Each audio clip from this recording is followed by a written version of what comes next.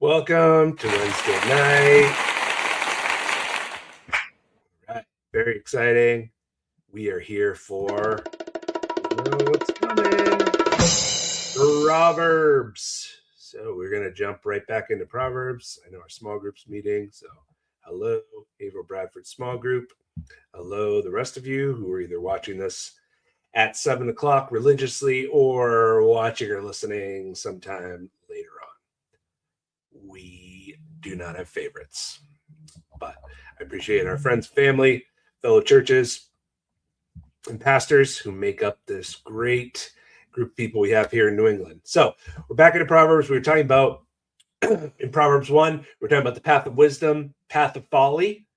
I know you all remember. So this is basically just like we never left and we're just picking right back up where we left off. But I had mentioned verse 16, which talks about feet running to evil, making haste to shed blood. And we're talking about how when people get hurt, God has a problem with that. And if God has a problem with that, he'll take up the issue with you, and that could be scary. But the idea of getting convinced to go down the path of folly is don't think about that. Just do it. Like, it'll be fine. That's how pleasure reasons with us. That's how folly argues. Don't think about the consequences. But God loves people, and that's how we ended. We said he wants us to use our money and influence and power for people. The path of folly says use people to get money and power and acceptance. That's the mindset. So can it go all the way to murder like this says in Proverbs? Sure, but it can be as simple as talking negatively about somebody else. Let's make fun of that other person or group. Why? Because it'll make us feel good. My advantage is your disadvantage. I don't care if it hurts you. I don't care if God has a problem with it, whatever. If it makes me feel good, I'm going to do it. Or, hey, let's go post this thing online. Who cares if it might discourage somebody who sees it? Who cares if somebody's mirroring my life and sees the inconsistencies of the way I'm spending my weekends or how I talk about other people or the stuff I repost that other people have said? Like, I didn't say it. I just posted something somebody else posted or shared something. Don't think about that kind of stuff. Just let me live my life. And we don't think about the consequences. Just do you, right? And have fun. Don't worry about what you might do to other people. That's the idea of folly, not wisdom. We can do this religiously as well. Say I decide I'm going to write a book for Brookridge. Like, I want to write a resource, and this resource will be used to bless people. Or I could say, hey, I want to write a book, so it'll sell a lot of copies, so I'll be awesome. I want to use this to make myself awesome. There's a big difference, right? There's secular folly, there's religious folly, but the heart of folly is I'm going to pursue my pleasure regardless of the price. I don't care what it might cost you. I'm willing to disadvantage you for the sake of me. That's the idea. Now, if you choose this path, the path of folly, this path is populated by three kinds of people that the Proverbs will put under the general umbrella of the word fool. Fool. So if you live this way, you're called a fool. And fool isn't about your intellectual capacities. We'll look at that in a minute. But there's three kinds of fools in Proverbs 1, verse 22. I bet you didn't know it's a very specific term, but it is. Three kinds of people. The first fool is what the writer calls the simple, or the gullible fool is another way to put it. It means easily led. Proverbs 14 says the simple man believes everything. So the simple person is not necessarily the most wicked person they could be. The simple person is the person who doesn't think about consequences. The book sometimes will present them as neutral, like young, inexperienced, simple-minded, which means they're gullible. They'll believe anything. So they're just willing to do whatever. But as they move through life, they will slowly pick up the current, taking them this way because they don't think about the consequences. That's a simple person. They don't care about what they do. Years ago, I saw a preview for a movie called Spring Breakers. Recommendation: don't watch the preview. Definitely don't watch the movie. But it was all the young Disney girls at the time who grew up on TV, and they wanted to break out of this clean Disney image. So they did this movie about being horrible human beings going on spring break. And what's funny about it is they quoted one of the girls about this moment where the girls go nuts with guys and they're getting drunk and they're shooting people and it goes really insane. And one of the actresses said, it was so liberating to play characters who are so extremely present that don't think about the consequences. They're just living. And she made it sound awesome. Like, oh, they're so present. They don't think about the consequences. They're just living. Right. The Bible has a name for that. Fool. Because the gullible fool doesn't think about the consequences. And we see it all the time. All of us know people, or at least have heard stories of people who put themselves in a situation that was dangerous or bad. And it wasn't because they were evil. It was because they were just gullible. Or you work a job and you take something and just don't think about the fact that you're stealing from your company when you do that. It doesn't cross your mind. You're not like, hey, I'm going to steal something today. Oh, just take it. You don't realize, hey, you're stealing right now. That's the simple. You don't think about the consequences. So then there's a step further down. There's another one called the fool. And you're like, wait, I thought the broad category was fool. Well, yes, but there's several Hebrew words that mean fool. And this one is a step further down. If the simple person doesn't think about the consequences, the fool refuses to consider the consequences. The difference is one person knows what they're doing is wrong. They know there are consequences to what they're doing, and they refuse to think about it. Proverbs says about this person, the fool despises instruction. I don't want to hear it. So the fool is that person who says, I know what I'm doing with this addiction is wrong. I don't think about it. I know this relationship isn't healthy, but I don't want to hear it. I know that this way of doing things is probably not right. And if I thought about it, I'd say it's a bad idea, but I don't want to think about it. So I just want to keep doing it. So the fool is the person who says, yes, I know there are probably consequences, but I don't want to hear them. I don't want you to tell me. I just want to live my life. Just let me live my life, and I'll do whatever I want. And I don't want to think about repercussions. I know if I thought about it, I'd have to say it's wrong. So I choose not to think about it. That's scary. Some of us would say that's really sad, but really when you think about it, we do it every day. If I really thought about what this addiction is doing to other people, what it does to me, what it does to God, I would have to say that it's terrible, but I don't want to think about that. That's what the Bible calls a fool. And then there's one other step down. It's what the passage calls the mocker. The mocker. If the simple person doesn't just think about consequences, and then the fool refuses to consider consequences, I know they're there, but I don't want to think about them. The mocker scoffs at consequences. You're like, hey, man, you shouldn't do that. And they're like, don't tell me what to do. What? Oh, God might judge me? Nobody judges me. I do whatever I want. This world's mine to run. I'll do whatever I want. Thank you very much. And the idea that I might be accountable to somebody or accountable to you, no thank you. The mocker joyfully uses people to get ahead. You can be really successful in business as a mocker, as a scoffer, because you'll do anything. You'll be vicious, right? Why not? So that's the mocker. I scoff at discipline. I scoff at the Holy One. I mock the idea that you might hold me in judgment. Don't you dare speak to me like that. They would make fun of you for the simplicity of your Christian beliefs. They'd make fun of the idea that God may hold them accountable one day. So they would just do anything to get ahead. All is fair in love and war. Whatever I need to do to get mine, I'll use you to get money, sex, power. Doesn't matter. Because at the end of the day, when I sit in my big house, at the end of my massive cul-de-sac, I win. And I don't care who I had to step on to get there. That's the mocker. They don't care. So that's the path of folly. It's a progressive hardening, right? You start out, the simple is not the most evil person, but they'll become that. The simple begins to gain folly. There's a hardening. Where does this road ultimately go? Let me say this. What's the essence of this road? The essence of this road is what makes a fool a fool. They refuse to acknowledge the connection of choices and consequence. They refuse to acknowledge the connection of their choices and the consequences. You hear it all the time. People say, I'm a good person. But you look at their life, the way they spend their money, the way they spend their time, what they do with their bodies, it's all selfish, all self-serving. It's all disrespectful to other people. They get in their way. But they say, well, internally, I'm a good person. You're like, wait a second. Do you see a connection between what you're doing and your destiny? Because the Bible sure does. And it's actually insane not to make that connection. I love the illustration Proverbs uses in chapter 1, verse 17. In vain, the net is spread in the sight of any bird.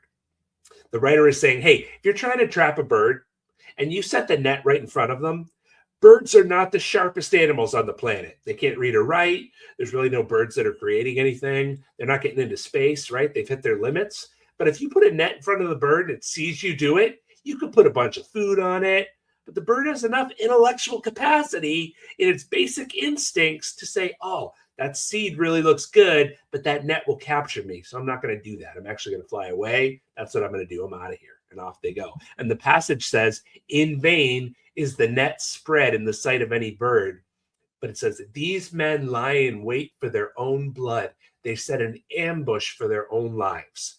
And such are the ways that everyone who is greedy for unjust gain, it takes away the life of the possessor. This is talking about the person who says, I can do this and nothing bad will happen.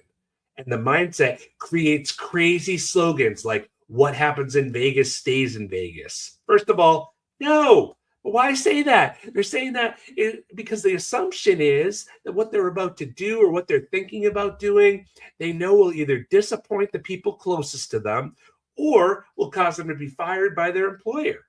Not their buddies, their friends aren't going to care. It's their loved ones, husband, wife, employer. And what you're promising them is, hey, come do it in our city and you won't get caught.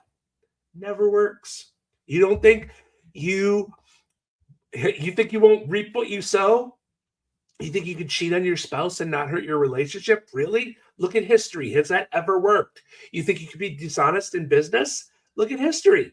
Never ultimately works. You can fool some people some of the time, but not all people all the time. If your behavior is destructive, it will destroy you. I promise you that. So wisdom begs you to hear otherwise. But it says, if you spurn me, you will eat the fruit of your own way. And many of us are sowing the seeds of chaos and then praying for a crop failure. And that's not the way that it works. The reality is there's so many people engaging in foolish behavior, but saying, hey, maybe I'll just get away with it.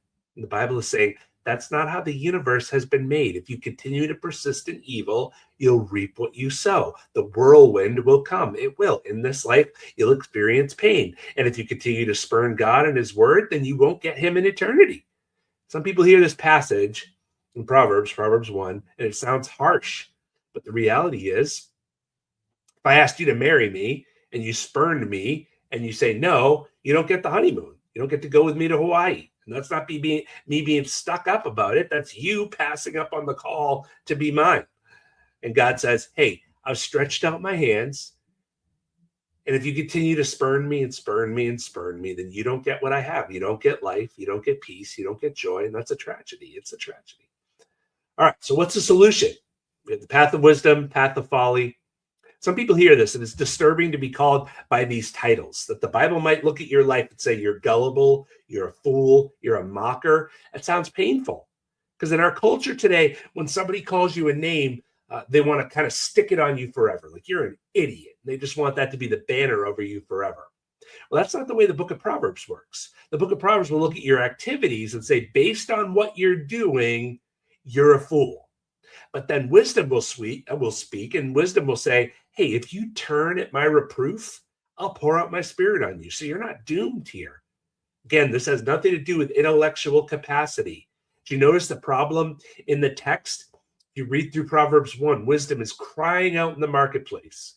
She's not hiding. She's in the center of town, crying out to anybody who will listen. The problem is that the simple love being simple, and the scoffer delights in their scoffing. The problem is not in our intellect. The problem is in our affections. We love the dark. So what do we need? We need God to break into our hearts. We need God to let us see the destruction of folly so we can turn from it. And I love that wisdom says, if you turn at my reproof, I'm not telling you to run all the way back. I'm not telling you to earn it. I'm telling you to turn around and say, I don't want to do this anymore. And wisdom says, at that point, I will pour out my spirit on you. I love that language because in the Old Testament, God told his people what it was to walk with him in holiness and purity. And then he admitted to them in Deuteronomy, but you don't have the heart to do it. You don't have the hearts to love me. And so he promised them a new covenant. He said, I'm going to make you a new covenant with my people where I put my spirit in you, and he will move you to love me and obey my decrees. And if you remember in the New Testament, on the night Jesus was betrayed, he took the cup and he held it up and he said, this is the blood of the new covenant. He said, drink it. He said, I'm about to die and shed my blood for all the consequences of your folly. And when I do it, I'm bringing in this new covenant of God. Well, God will send his spirit and pour his spirit into you. You don't have to try to fix yourself to get back to God. You just have to acknowledge that you're broken. And when you do that, wisdom comes running. Grace comes running. Jesus was speaking in front of a group of people who had destroyed their lives. Prostitutes, sinners is what the text had called them. And he spoke to them. Religious people in the corner began to scoff. How dare he talk to these horrible people? And so Jesus told the story about a dad with two sons. And he's telling the story. I can only imagine the power in this moment. He said, and one son wasted his life on prostitutes and riotous living. He went running down the path of folly. And Jesus continued and said, and as he sat in a pigsty, he returned to his senses and said, what am I doing here? I'd be better off as a slave in my dad's house. And as he turned to go home, he didn't make it all the way back. Luke says, while he was still a long way off, his father saw him and his father ran to him. And Jesus told the story in front of a crowd of people because he was trying to let them know, hey, if you've made a mess of your life, I'm not asking you to fix you. I'm asking you to turn to me. And even though you might feel like you're a long way off, I come running. And I have paid your penalty. I've put my spirit in you. I will take the foolish and I will be wisdom to you if you come to me. And then he continued in the story about the religious scoffer who went outside the house, the older brother who refused to celebrate. And the father went to him too, because you could be a religious fool too, using your religion to try to be better than other people or judgmental or to try to bring pleasure to yourself at the expense of others. And the father will even come to people who've used his word in that way and say, come celebrate with me. God is that gracious. You're not too far gone. The title of fool, the title of mocker, the title of simple can be gone in an instant when I turn and embrace Jesus, who has become to us wisdom. It's a big deal. There's a reason we do what we do, because God changes everything. A relationship with God changes everything. Following God's word like he intended, living out his word in this world that he created is a game changer and will make you vastly different from the people around you in a way that people are going to have to know what is going on in your life, because you can handle things. You handle stress in a peaceful way. You handle anxiety and fearful circumstances in a way that's different than everybody else. You respond to criticism differently. You treat your enemies differently. All of these things that Jesus outlines for us through the Gospels and that we're seeing in Proverbs, living a life of wisdom will make you stand out. God will bless you. You will be a blessing to others, and other people will want to know what the life change has been in your life. And that's what we're here for, to know God, to make him known. Appreciate you. We're back into Daniel this Sunday. For those of you who are tracking with Brookridge, for all the rest of you, have a great rest of your week. We will talk to you soon.